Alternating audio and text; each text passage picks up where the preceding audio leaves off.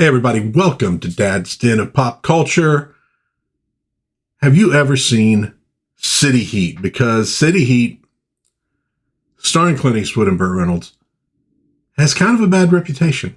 It was a flop. It was an unmitigated flop when it was released back in 1984, which is strange because it stars two of the biggest action heroes of that time period. So what's the problem with City Heat? Well, let's take a look and see if we could figure it out, because I watched it recently and I rather liked it. So let's take a look here. So you see, we begin in glorious black and white. 1984? Well, okay, there's a reason for this. The movie is set in the 1930s, and it does a really nice job of recreating the 30s. In fact, if you are a fan of that time period, the clothes, the look, the great little movie to watch, because they put a lot of work into just making a beautiful looking film. So we have Clint Eastwood, as I said, playing Lieutenant Spear, very Clint Eastwoody in this movie. We have Burt Reynolds playing Mike Murphy, private investigator. So, I mean, already this should be a movie that a lot of guys from that time period are heading to the theater to see. And there's our title, City Heat, and you notice good font, good 1930s font. I'm one of those weirdos that notices these kind of things.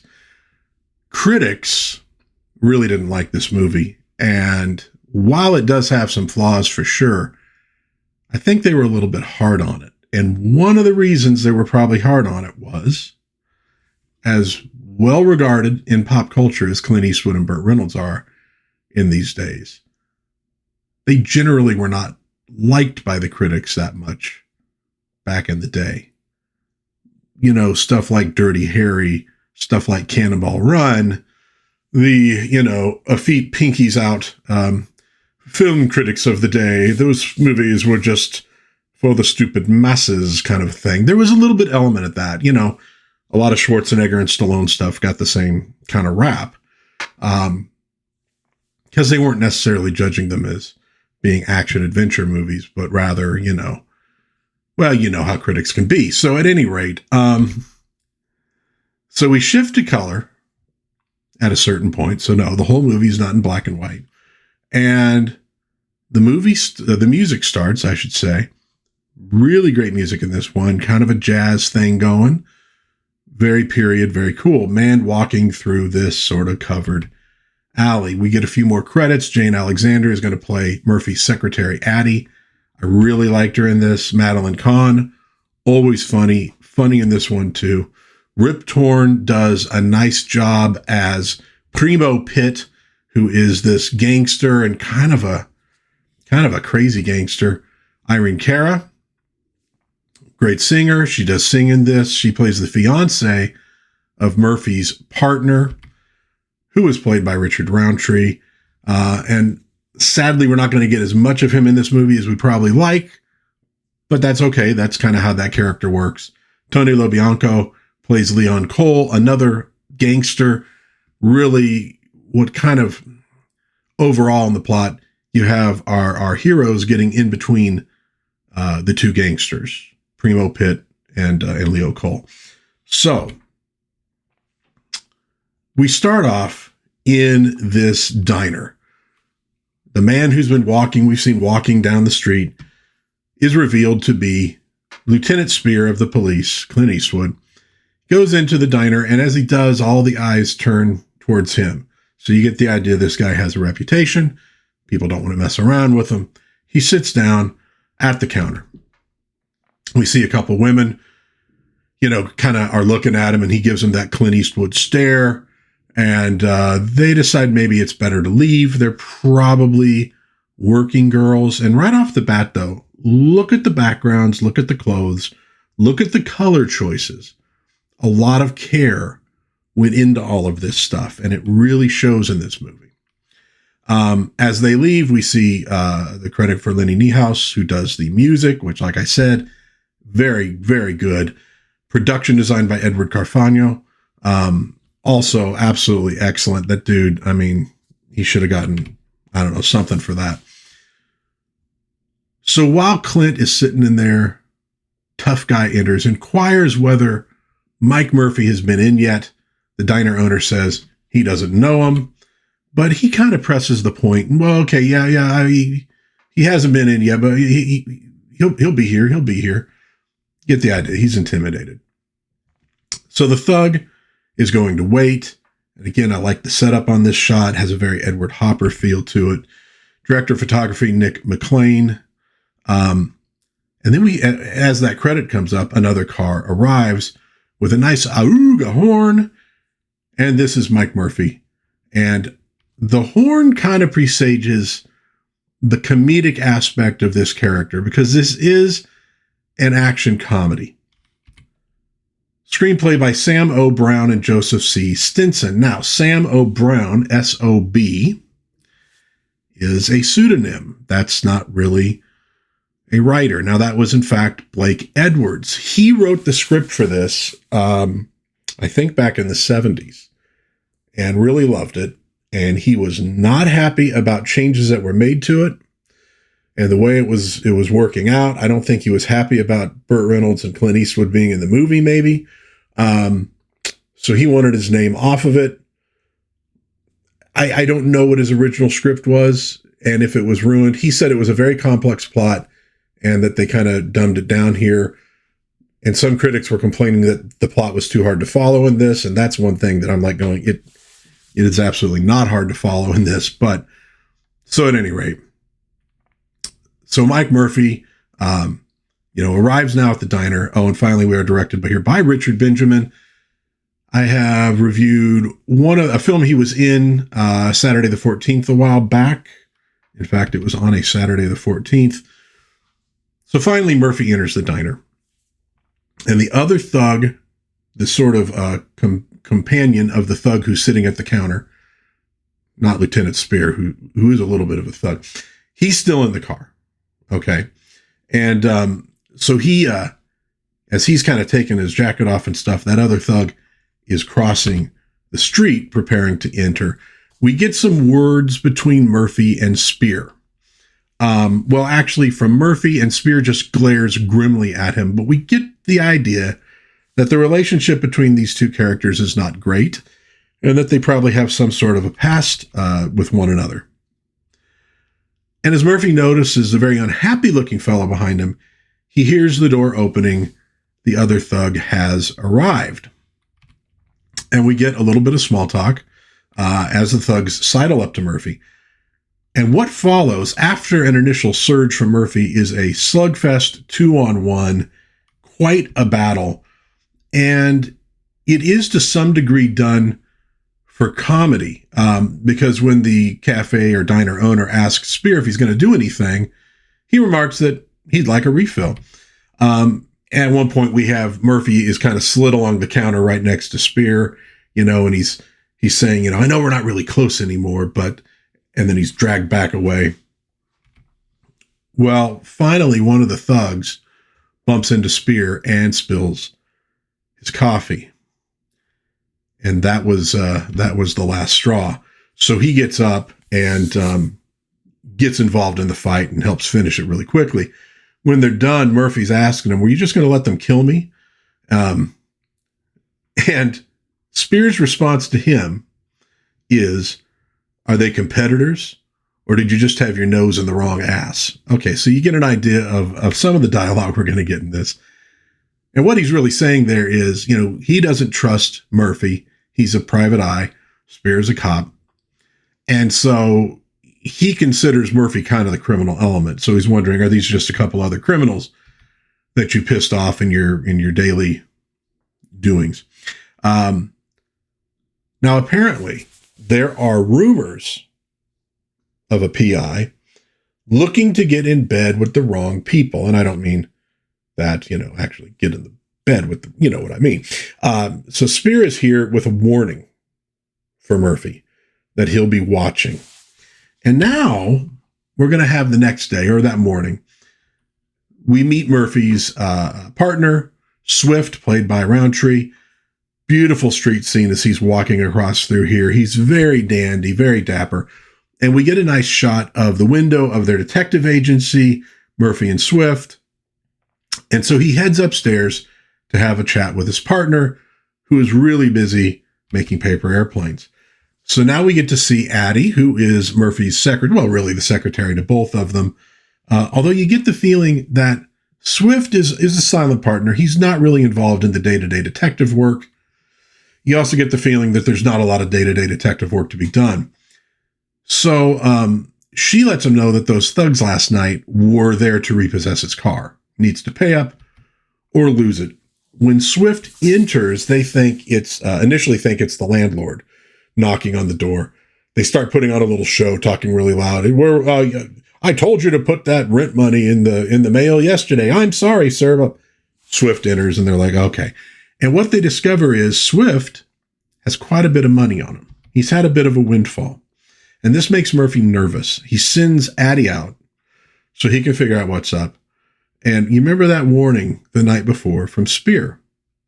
So Swift says, I won on the races. Murphy's like, no. So he brings up that rumor. And Swift is very evasive and soon leaves with a promise of more money that might arrive in the mail. But that's about all. He's not letting them in on anything. And you get a nice little moment as Swift is leaving from Murphy, take care of yourself. So there's this genuine friendship between them. You can see it in the way he says it. At that point, Addie re-enters, gives her bonus money that Swift gave her to Murphy, says she's reinvesting in the company. What's a detective without a car? So you get the feeling this is a very tight-knit group, and it speaks to the quality of the people involved. And that's his thank you to her. This is kind of basic to the 30s, 40s detective genre. You could call it a trope. The secretary who's sort of in love with her boss, but he sort of keeps his distance from her, partly because he actually loves her enough that he doesn't want her getting involved with him. The smile she has at the end of that kiss is just really fantastic. It's a wonderful performance. Scene change. We meet now Ginny Lee, who is Swift's girlfriend, played by Irene Cara, singing Embrace Me by Sweet Embraceable You. Really nice performance. Swift arrives, see him across the room, nods to the owner, takes a long look at Ginny Lee. I like how they framed this shot, and then heads backstage to meet a contact. It's all arranged. So there's a big deal that's going down, and it is clearly not a legal deal that's going down. He hands over money, and in return gets this ledger. Actually, there's more than one ledger. Puts him in a suitcase, and he hides it beneath Ginny's dressing room table, and finds out that the contact, the guy giving him the ledger, is heading overseas about as quickly as he possibly can. And Swift is warned, you must not give this to Pitt, that would be Primo Pitt, before I'm gone, tomorrow night at the earliest. So he leaves, and Ginny enters. Ginny, baby, he's happy to see her. He's got this big deal going, this big score. It's worth $25,000 to Pitt and twice that to Leon Call. Ginny is not so happy. She loves Swift and knows how dangerous this is. I mean, he's a guy who gets into, get rich quick sort of schemes. He thinks he's okay, and he thinks that he's going to be able to double cross Pitt without any problems because he has the protection of Cole. All right. And he's saying, look, stop worrying. In 48 hours, you'll have everything you ever wanted. And you could see from the look on her face that she's not going to stop worrying. We switch scenes, and we join Mike, who's getting home after this hard day in the office, doing nothing. And he gets a call from Caroline Howley, played by Madeline Kahn, socialite bon vivant, and who has the hots for Mike, and vice versa, to be honest, and wants him at her party. And Mike is less than excited about this. I mean, it's a bunch of stuffed shirts. It's not really what he wants to do. More excited about coming over and just having a party with her. And the call ends with a maybe. Hangs up the phone. There's another ring. He assumes it is Caroline again and answers the phone accordingly. Well, it turns out that it is Lieutenant Spear. Mike says, okay, thinking he's talking to Caroline, okay, I'll come over and buff your body and bring a nice glow to your cheeks. And Spear responds, and I'll bring a nice foot to your ass. Very Clint Eastwood. So Spear is calling about that rumor again. Mike isn't interested. And he also wants to get Addie's number so he can invite her to the fights. And Mike isn't going to give him that number because he doesn't like Spear. And he does like Addie, and he's kind of protective of her. It's not a pleasant conversation. It ends with Mike looking at an old photo of the two of them when they were together on the force. And you'll notice, as pissed off as he is at Spear, he still has the photo, right? So you kind of understand the anger between them is probably over a sense of betrayal, which means on a deeper level, they really dig each other, and they're just pissed about how things turned out. So then we flip over to those aforementioned fights. Great boxing scene. Brings to mind the paintings of George Bellows. Crowd shots are fantastic. Just absolutely looks great. And we have Spear, who did manage to get Addie's number and invited her. And they're sitting up there. And Eastwood, again, very Eastwoody here. Man, a few words. But you get a little bit of a grin there. So there's a little bit of warmth to the character. And at one point, he catches sight of Swift, who's just entered and seems to be looking for somebody. And he apparently finds that somebody, Leon Call, and they meet ringside after the fight, and it turns kind of ugly. There's a janitor there who witnesses the event. So Swift spills on the guy that he got the ledgers from, that Pitt is willing to pay $25,000 for. Now, the idea here is that these ledgers are bad for Cole. So Swift can get the ledgers back for $50,000. Okay, they set up a meeting by the river to make the exchange. So Cole's willing to pay, and maybe it's going to go badly for Swift, but at any rate, looks like he's going to make that money on the deal. As Swift drives away, we see that Spear and Addie are waiting outside. Addie thinks this is a pretty crummy thing to do. Spear says it might be for Swift's own good. But she's also kind of annoyed, obviously, that it's not exactly the date night she was looking forward to. We get this nice shot from above. Obviously, this is a set. They did a great job with it. We got the dark streets, the neon, the car lights driving through. So Swift makes it home with his suitcase and ledger to be greeted by Pitt, played by Rip Torn, and a very nervous Jenny Lee.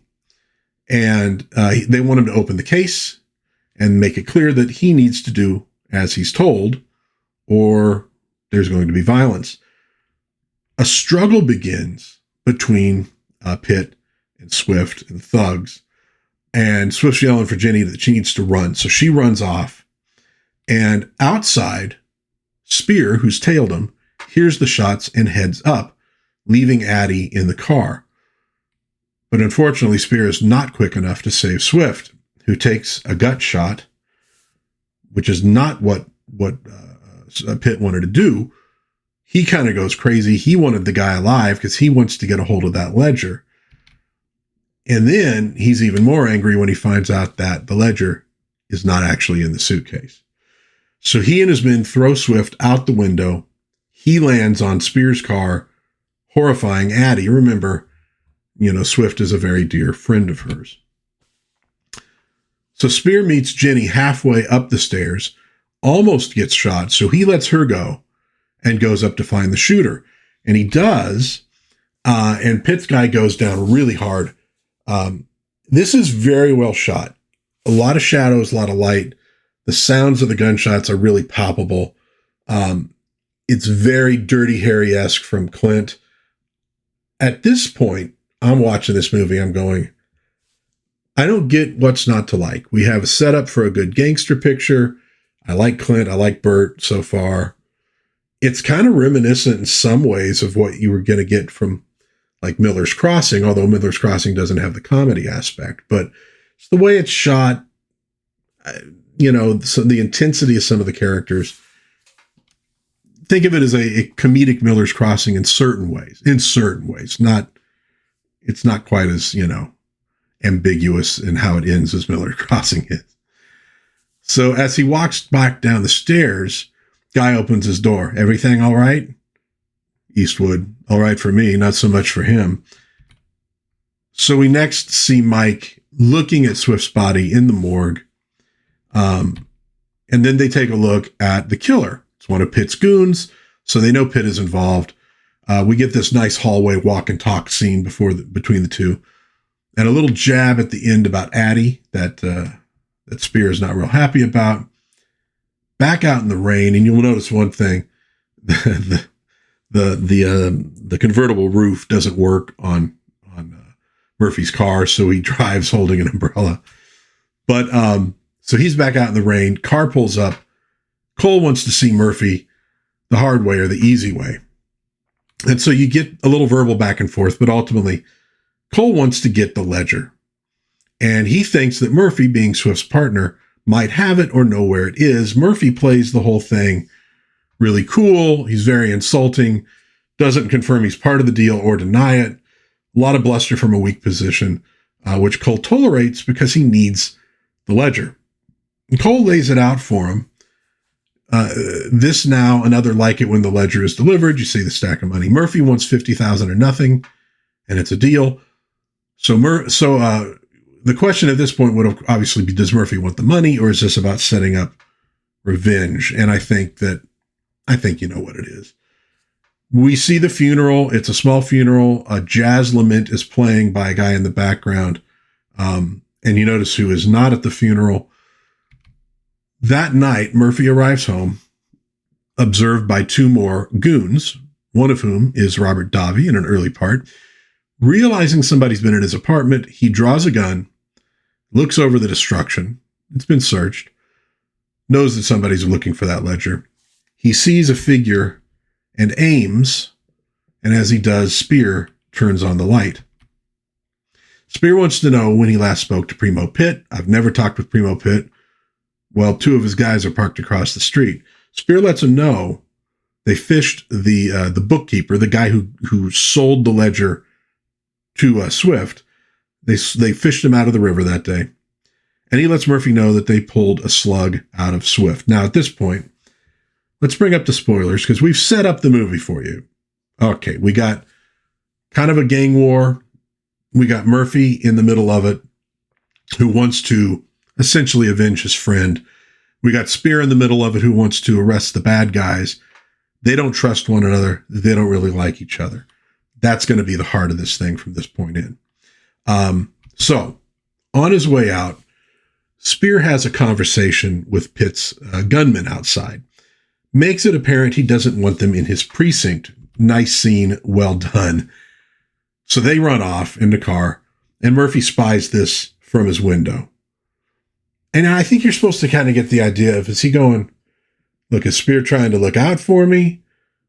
Does he not really care one way or the other? Like, that's, there's this question about that relationship between these two. Are they still friends who are just pissed at each other, or do they really hate one another? So Murphy heads to the club where Ginny sings to start tracking things down. And he finds out Ginny is missing, and finds out when Swift was there earlier. And we also see that he's being followed by the thugs that Spear chased off. So they're still on his tail. He then heads over to Caroline's party, and this might prove to be a mistake. And while he is putting a twinkle in Caroline's eyes, as he puts it, Pitt gets a nocturnal visit from Spear. That's Pitt's gun that he's holding. He wants it for a ballistics test to see if it fired the bullet that killed Swift. Pitt tells him he's not taking the gun without a warrant, at which point he aims it right at Pitt's head and fires. Well, actually, he was aiming at the pillow next to his head, and he's like, yeah, it's okay. I just need the bullet. So we then see Caroline and Murphy in their refractory period, basking in the afterglow. And she mentions that she is falling in love with Murphy. I think Murphy's reaction pretty much says it all. So anyways, he needs to be running along. And this scene has a nice bit from Madeline Kahn as she's cursing him out, kind of walking off camera. You get this one last curse. It's not like a challenging role for her, but she does some good things with it. So the next day, Murphy gets into work to find an envelope waiting for him. It's addressed to Swift in Swift's handwriting. It contains a ticket for Majestic Pawn Shop. When Primo Pitt shows up, Murphy slips that ticket to Addie. Go pick up my laundry. Here's the ticket, right? And Pitt wants the same thing from him as Cole did. Why should I hand it over to you? Because Pitt has something he wants. And the phone rings, and on the other end is Caroline. So this makes the entire situation worse for Murphy, obviously, because even if he can't tell her that he loves her, he does love her. And he also knows that his going over to that party is how the thugs found out about, who she was, where she lived, etc. It put her in danger. Murphy does not react really well, but his hands are tied, so he agrees. Okay, I'll give you the ledger. And Pitt tells him she walks when I hold the goods.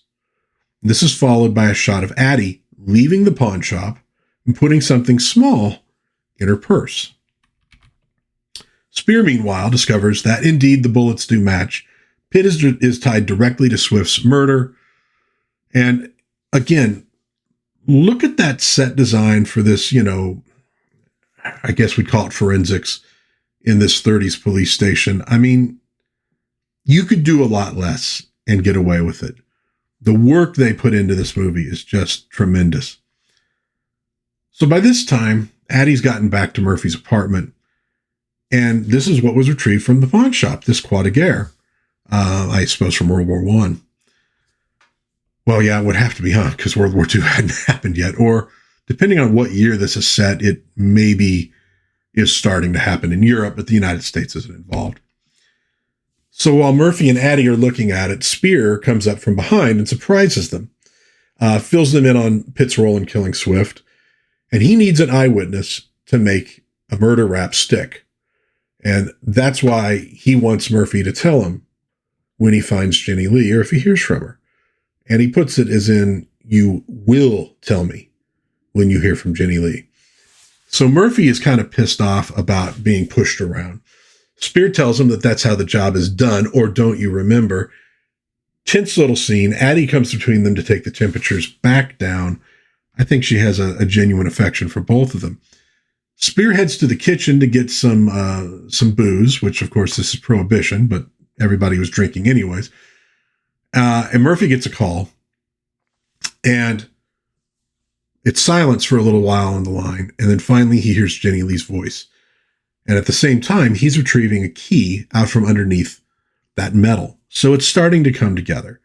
This was obviously Swift's plan for keeping the ledger safe and keeping himself safe.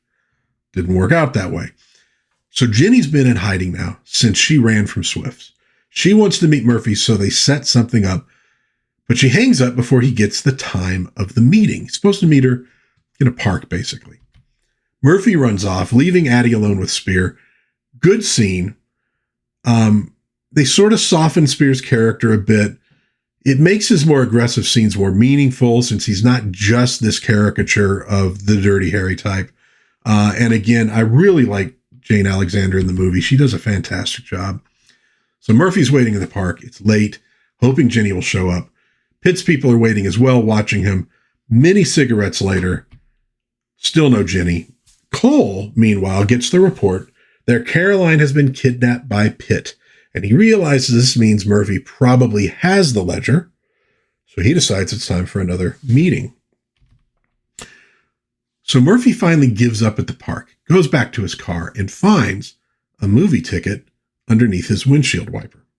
Okay, so it's for the Roxy Theater. He goes there, walks in, meets Jenny Lee in the theater, and the film they're showing, by the way, is Horse Feathers, Marx Brothers, great flick, which tells us we are in 1933, so no, we're not starting World War II yet.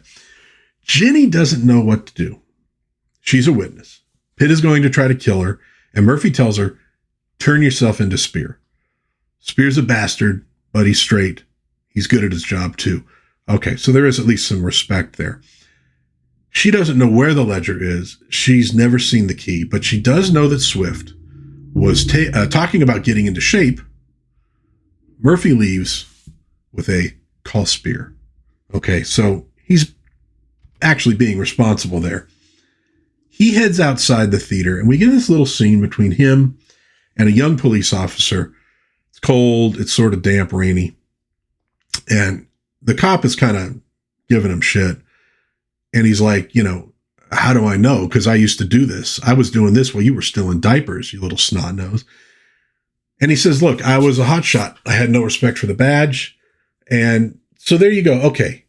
You're understanding what happened between him and Spear. They're partners. Murphy screws it up, gets thrown off the force probably, wouldn't behave himself, breaks up the partnership. Spear's pissed about that. Okay. But he does find out from the cop that there's a gym on 10th Street, which is near where Swift lives, probably the one that Spear was using.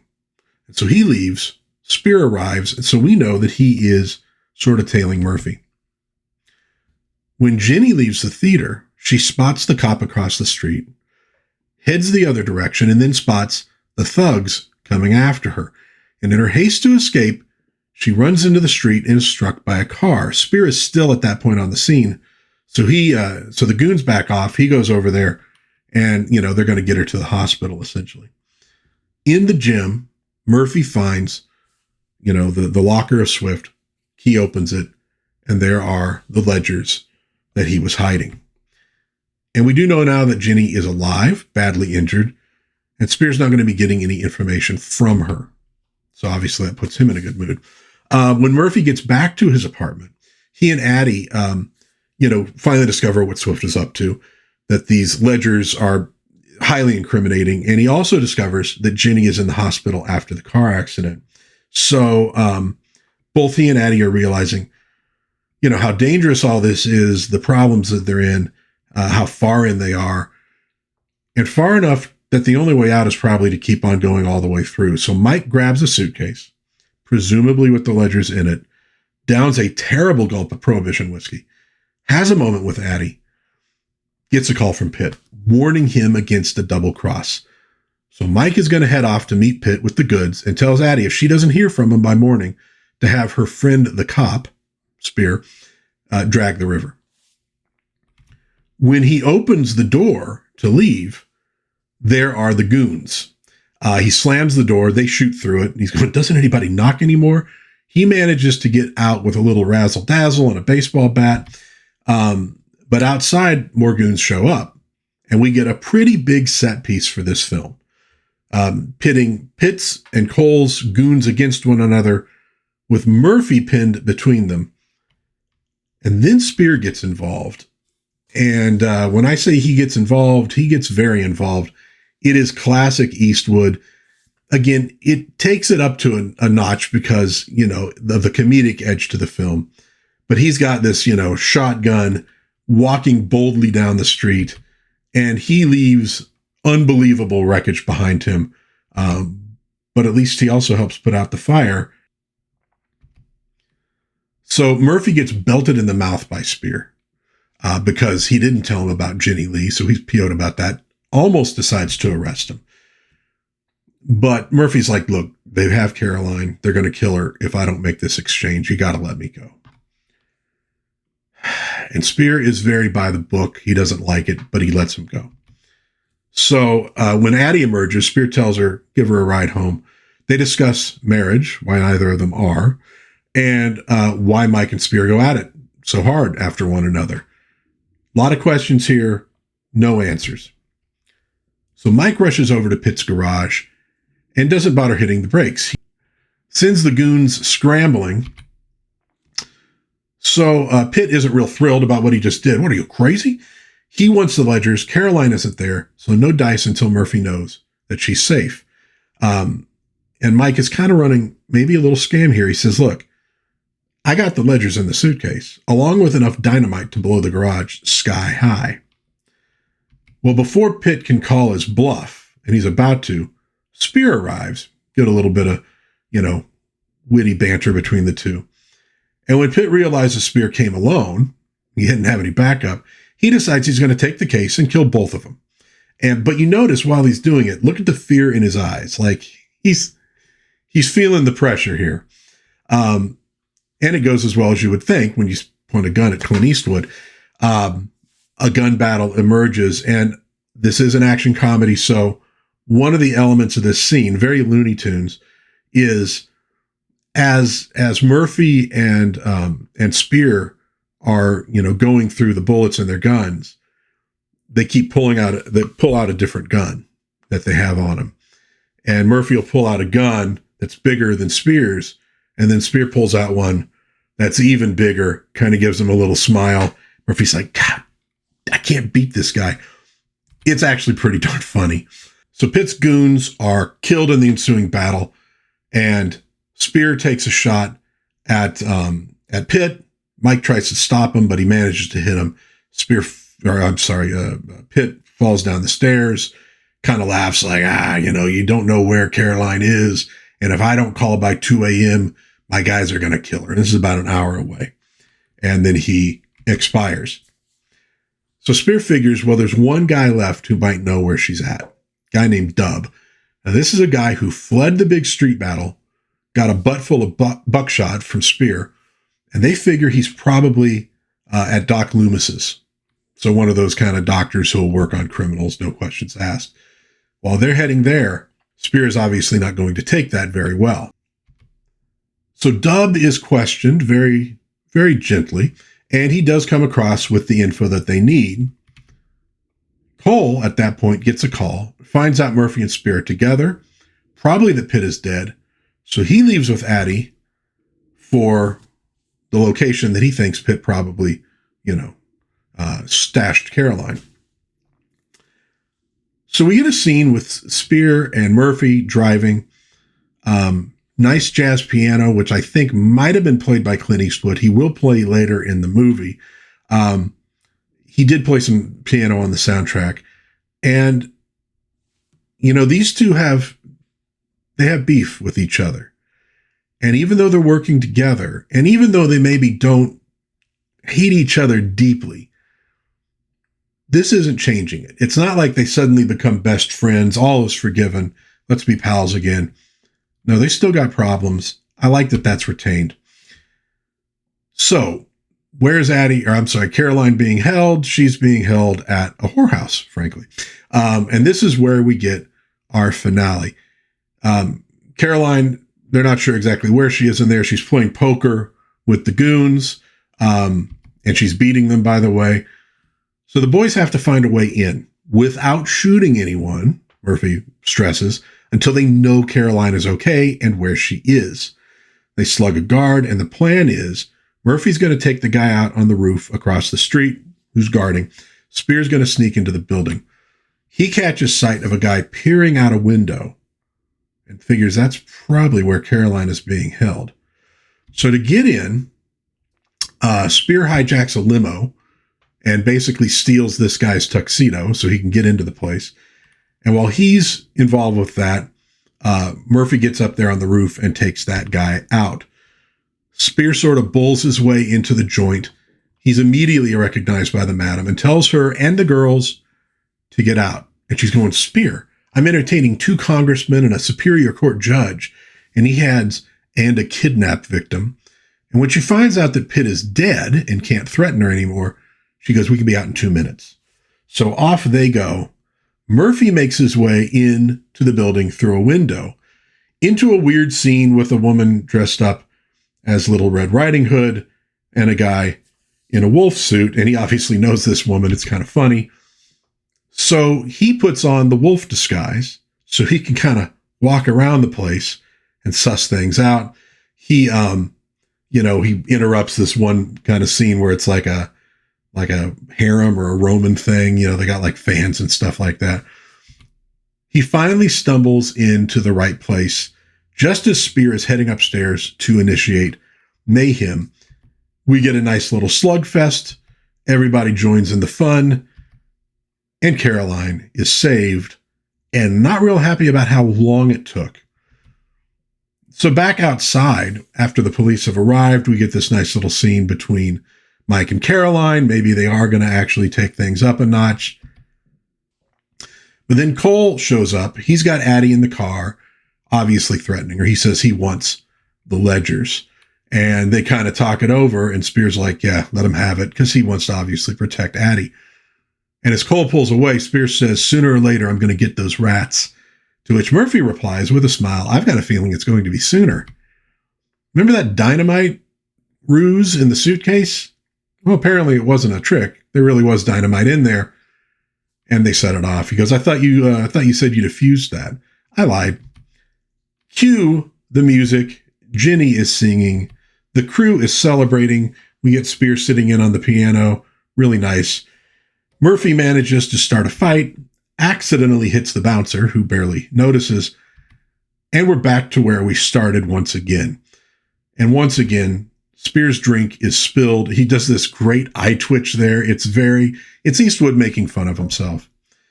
I love the look on Addie's face as he leaves to wade into the fighting, like, nothing's really going to change, is it? And the two leads end up in the middle of the street, staring each other down as the credits roll. We get one little last line between them. All right. So let's talk about this movie. Why it failed to the extent that it failed, I don't know. Because it did really badly. And you would think that it would probably do pretty well just based on who was in it. The guys loved Eastwood. They loved Reynolds movies. It's gangsters. There's guns. There's punch outs, etc. Why not? I don't really know, but I can say this. The end is a bit of an anticlimax. I think that Pitt's last stand should have been in the cat house rather than the garage, so they could really kind of wrap that all up with a bang. And as it is, you have the big street fight scene, which is long, involved, ultimately not super important. I mean, you do have a guy get away, and okay, but not that big. You have the big garage scene, another great thing. There's a little backloading on the movie in terms of the action. And then Pitt dies, and he's out all of a sudden. And I think that takes some of the danger and tension away. So the final fight up in there, the fist fight's actually kind of quick, wasn't completely satisfying. I think they could have done better with that. I think the other problem with it is it's not a problem with the relationship between the two of them. It's antagonistic. You can tell that there's history there, etc. I like all that. It's the insults between them. They're frankly not that good, and they're not that funny. I mean, about the worst thing you get from Spear towards Murphy is he calls him Shorty. It doesn't really hit. I think better dialogue there might have happened. They should have hired like Rickles to provide insult dialogue. But other than that, it's a really beautifully shot film. They do a great job creating that 1930s feel and look, and I love that stuff. So that was a big hit with me. There's some great action scenes. The critics didn't like Reynolds' performance. I found no problem with it at all. One critic said it was too hard to follow the plot. It's not hard at all. I mean, Swift is running a scam. He has ledgers that these two gangsters want. He hides them, sends a letter to himself so he can, get to it without the gangsters being able to find it.